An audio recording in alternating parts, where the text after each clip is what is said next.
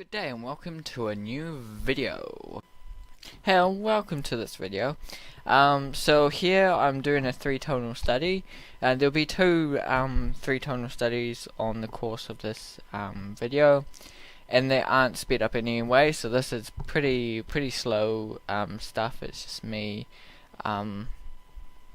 working out tonals, and it's just yeah. So it might be some time of no work at all. Like sometimes I'm just thinking in my head, I'm looking at other stuff and considering the next options. But yeah, I'll talk in this video about tones and things like that. So yeah, awesome. At this stage of the drawing, it's still quite open to change.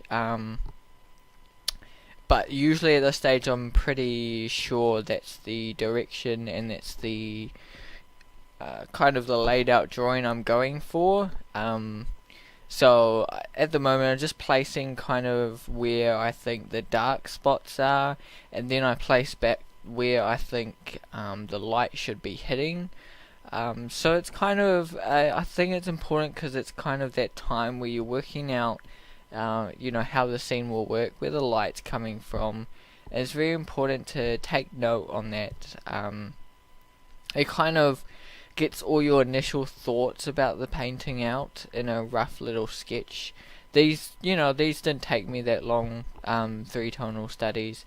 Yeah, obviously it took the course of this video, which is about 20 minutes for the two of them, so about 10 minutes each for them. I didn't want to spend too much time. It was just like a quick little thing to do because it was it's a little thumbnail that I'll be using to take into the final drawing, and from there I will be doing full tonal studies of both pieces at some stage. I don't know when I will be doing those, but yeah, I'm excited about doing those full tonals.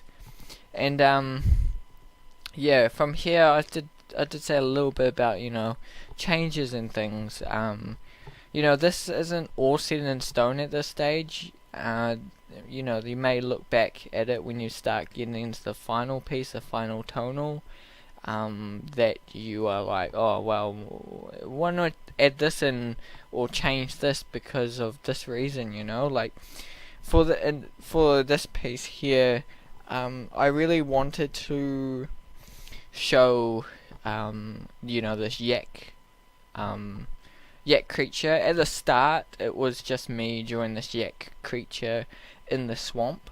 That was the initial idea that came to mind, but then I thought, why not bring in something like the scorpion and the frog story kind of idea, where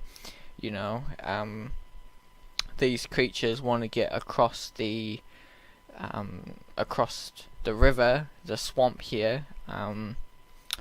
They don't want to swim in this dirty, mucky river, I suppose, so they use the yak to get across the river. That's kind of the whole idea of this, and that's why I bought. If you look into the little creature pointing his hand out, he seems one of the creatures that I want kind of the main focus, because he's like guiding them all. He's saying, oh, please let me go across this river, and the other kind of animals that are there, they're kind of following. They're just hitching a ride. Even the bird is sitting there, and he's just he could fly across the river, but he decides to hitch a ride as well, and I think that adds a little laughter to it too. So sometimes I like to give just a little bit of some funness to it, some active storytelling, so that if you look into it more, maybe if you keep looking at this image, you find more little Easter egg things into it, and you start to maybe laugh at it. Maybe your first reaction is that you laugh at it, but usually if the first reaction is to laugh at it, it's pretty funny. So this is kind of a secondary, where you look at it and then you kind of read it and laugh into it, if you kind of get the message. Because in some little pieces and things, some artworks, either it may take you a little while, or you don't have that kind of comedy to it, so you don't really fully understand that comedy, which is fine. Um, I feel that if you make a joke, someone that's like you, that has the same kind of feelings towards those, will laugh with you. Um, so there's, I think, things to consider as well. But I don't think that, you should force yourself to make funny works. Had some artists in the past, and they've suggested, just go with kind of what you want to do.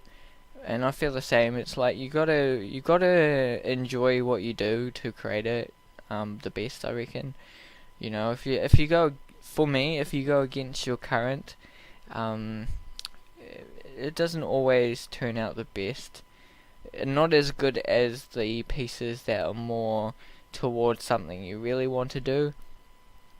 you know if you go against your current and try and, if you're not a funny person, you try and create something funny, it may seem that it's not as funny as you intended. I don't know if that makes sense as much, but you know going against your current is going against something you don't like. For instance, for me, I don't really draw humans as much. I don't mind drawing humans, but yeah, I can, produce something quite good, a human that's quite goodish. I still feel, I've still got a long way to go where it comes to that. But it is fighting my current if I'm doing something kind of like that. Yeah, I kind of know it's not going to be the best, because, I'm not loving it, so, in the end, if you don't love it, sometimes you don't put all your effort into things, which can be a bad thing. Sometimes you do have to fight against your current to help you learn and things like that. So do that, but yeah, obviously, because I don't like humans and kind of organic animals and things like that, you can kind of tell when if I do something quite, I don't know, structural. You can kind of see that feeling that that's not my strongest point, and that's kind of what I'm trying to say here. So getting back into the three-tonal study idea, so I might have been a little bit bad for some of this because, I think I should have turned the flow up to 100% and the made sure the opacity is 100% at all times, because it's I might have created a tone that wasn't fully one of those three tones. So the main thing is using those three tones. But I believe that I did work out kind of the initial overall idea of where the light is and the dark is and the midtones.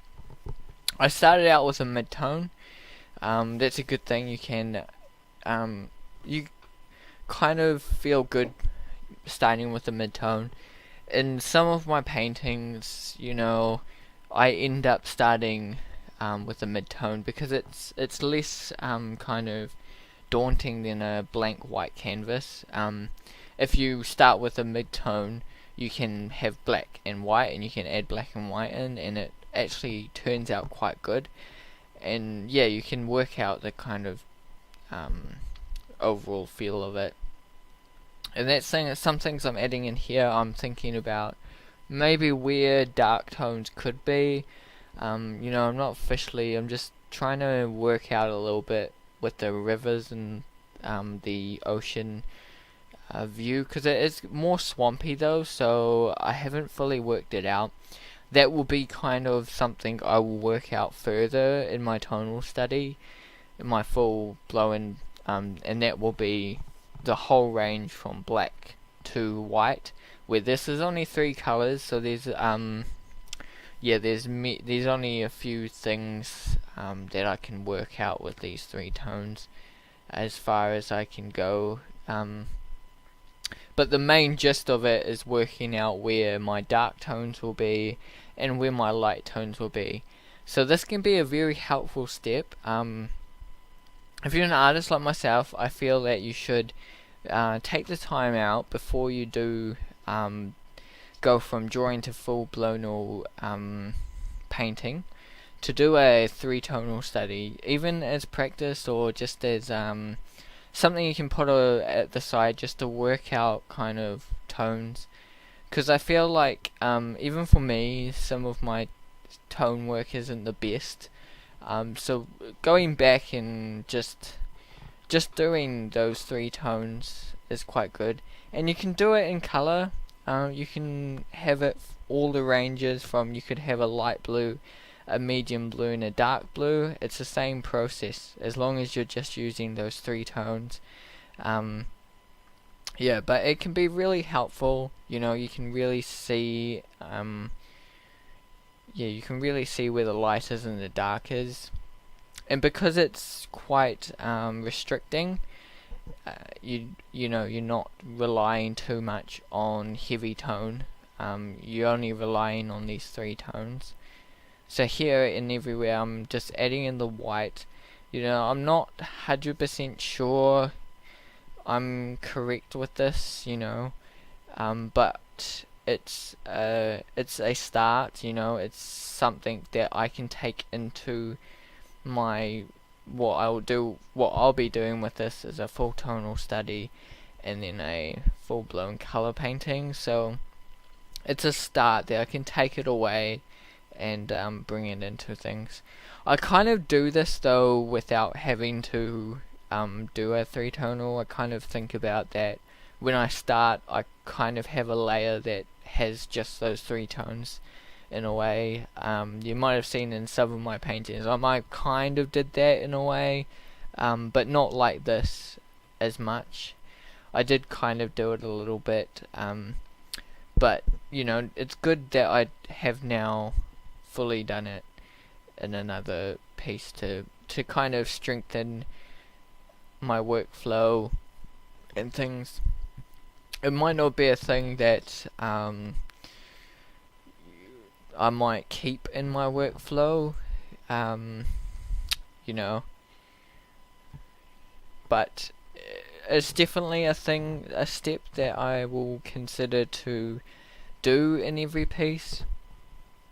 So now we can move on to the I think the next thing. So basically here I'm just adding in the last little kind of white bits. As I said, I don't think I'm perfectly three tones on here, but the main thing is that I'm thinking about where the light is hitting, and I'm looking at the oceans and things and trying to work out where the light is on that river and where the dark waves are, but I don't feel I'm as accurate as I can be at the moment. But it's something that I can work out when I have less restrictions as well. Although restrictions are a really nice thing as well, I think, because when we have restrictions we can really come up with something amazing. For instance, take Inktober, that's just been in October, or all of Inktober. There's been amazing drawings out there from people just using inks, maybe in different ways as well, but the main restriction is basically using inks. So there's been some good stuff with that too. So yeah, restrictions can be a good thing. Like here, it's helping me really work out the main focus of the light and everything, and dealing with some issues that if I left this, would have had to deal with the painting, which would have chewed up a little bit more time, I reckon. So this can actually save you time as well. Yeah, cool.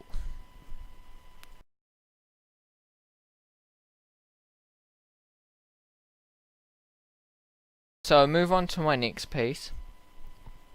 So my next piece came from an interesting place.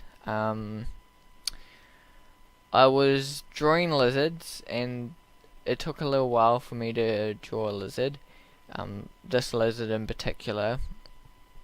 Yeah, at certain stages I was sitting there drawing this thumbnail out over and over again, and it just wasn't working. But in the end, I drew this scene here quite good. And I thought, oh, it looked like a lizard with kind of a curvy back, so it could have a saddle on it. And I was thinking, why not? Why not have this creature running in the forest? I added in a little bit of trees and stuff, quite big, so we can kind of get the scale that this lizard isn't as big as we think he is. I don't want him to come across as really big. I wanted him to come across that he is actually a small creature running across a big forest with this squirrel-like creature charging on him. And I thought that was a fun idea, because ideas are hard things to come across. Sometimes you have to kind of let them grow, and other times you struggle to find ideas. But usually I just let them grow. I kind of come up with great ideas, and then if I don't come up with a great idea, I may step back, or I take that idea further. Yeah, so cool. Ideas can come from many places. They can come from past experiences. Maybe just jotting down little drawings and then seeing something different. This is kind of what happened here, is that I was just drawing down ideas and then trying to fix up that idea as much as I can, and then eventually it was like, boom, I have this idea from it. So yeah, that can happen too. It's kind of like when you have one idea and you start drawing it down, then you might not think it's the greatest idea, and then you start coming up with different ideas off of that. So there's many processes that come into this. So here I'm thinking about the light again. I'm looking at also the background light. Same with what I was doing before with the sea light. I'm looking at the tree and thinking maybe the light could be hitting directly towards this tree trunk, but I'm still not 100% sure on the full extent of this. It may be quite dialed down when I get into the final tonal, but the main thing, I'm using the 3 tones to kind of create this idea. I'm thinking about where the shadows lie and where the light is hitting these creatures. So maybe a little bit different when I get to the final tonal. But this I thought was an interesting idea. I still think I can push it further. And that's the main thing, is that at this stage, if you don't get too full and caught up in trying to make it a great, interesting piece, or a great, awesome rendered piece, then you can really start, at this stage, you can start working out the fix-ups and everything like that, so that when you do actually get to painting it more better, or creating it into a piece, you don't have so many challenges. I feel this is a place where you can kind of just fix up any mistakes, and I still, at this point, I'm not still 100% sure that leg is right. So from here, I will actually probably take this and draw it again, creating it again, and just restarting. Because that's a good thing too, because if you redraw a drawing, sometimes you can get rid of all your mistakes, and then it's not so hard from there on. Because sometimes you need to draw it over and over and over again to get a good drawing. you know, sometimes you're reworking and reworking that tail, and yeah. So we haven't got too much longer for this video. I haven't really noticed any stops or anything, which is good, because sometimes I can kind of get distracted, but I try and keep that out of the videos. I try, when I record, I'm always working on it. So it's a kind of good thing for me to do, I suppose. Yeah, so here I'm just going over with the mid-tone, just slowly lightening down those dark tones and some of the light tones, and making sure it all works, and then slowly adding a more light tone if I need to. But yeah, I was just thinking about where the light meets and where the shadow should be. That's the main focus of doing these three tonal pieces, is to work out all those important parts. Because if you skip the stage, especially for a beginner, or if you don't kind of think about this at all, you start getting flat imagery. You know, you lose that magic. If you're kind of trying to create something quite magical, you're gonna lose that magic if you don't think about, you know, how you could where your light tones are. You could make it more dramatic as well. I feel with these restrictions you can make it really dramatic, like really overshadow it or overlighten it, which can be good. It's just good to start working like this, you know. But yeah, it's just helped me strengthen. This has really helped me strengthen my ability to work with tone and to think about tone a bit more. It is something I always try and consider. You know, in the past I'm more worried about rendering than I am the tonal, and that can really lose something, you know. And I feel tone is an important thing to overcome.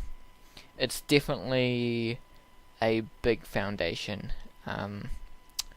You know, it's one of those foundations you gotta do. And even here, I'm not finished the drawing. As you can see, I'm working out the spikes and working out possibly, you know, how kind of scaly this creature is. So that I usually leave it quite undetailed to begin with. This stage it's not detailed at all. It's just an outline drawing pretty much. Yeah, and I'm working on the trees as well here. So we'll give it a little bit of background, just to kind of give a vague idea of what I'm doing in the background. He's running through the forest, so I want kind of a forest scene. And I'm feeling I do want to like a little bit of more detail here than I've got. But I'm just considering basically what the light tones will look like in the background. I won't get into detail and things like that. Those things will come in the final tonal study. That's when I work out pretty much the final pose for the creatures and the animals, and the final outlines and everything. So here, you know, I'm making the background light and you know, towards us darker black. Even I think I've done it again with not as much fully black and fully white. I'm thinking probably because of my not my opacity, but my my brush strokes not being hard enough, I get those kind of range of tones there. So it's not fully 100% a three-tone study, but I can make it a three-tone study for my next, if I ever do another one, which I will do probably with my next pieces. It definitely will be a stage that I will think about doing for every piece now. You guys may not see it, you know, I may do it in secret somewhere, or may just do it, and then kind of show other, or look at it and kind of go from a final piece, and you guys can see the recordings of the final piece. Also, another thing to consider is where I've got my references. So at the first, I drew the idea without any reference, just thinking about what this creature could look like, and then afterwards I did go and do some kind of research into these kind of animals. I thought of a tuatara, which is here in New Zealand. So I wanted something like that, but not exactly a tuatara. So yeah, I put my research around here, which is a recommendation by Bobby Chio. So go look him up. He's awesome. And through his course, he showed me that. So go watch that course, you know, it's awesome. But yeah, it's close to me. I can open as many frames as I want of this reference, so it's a good thing. So yeah, thanks for joining me in this video. Hopefully this helps to inspire you to do some 3-tonal studies of your own. So that's me in this video. Goodbye.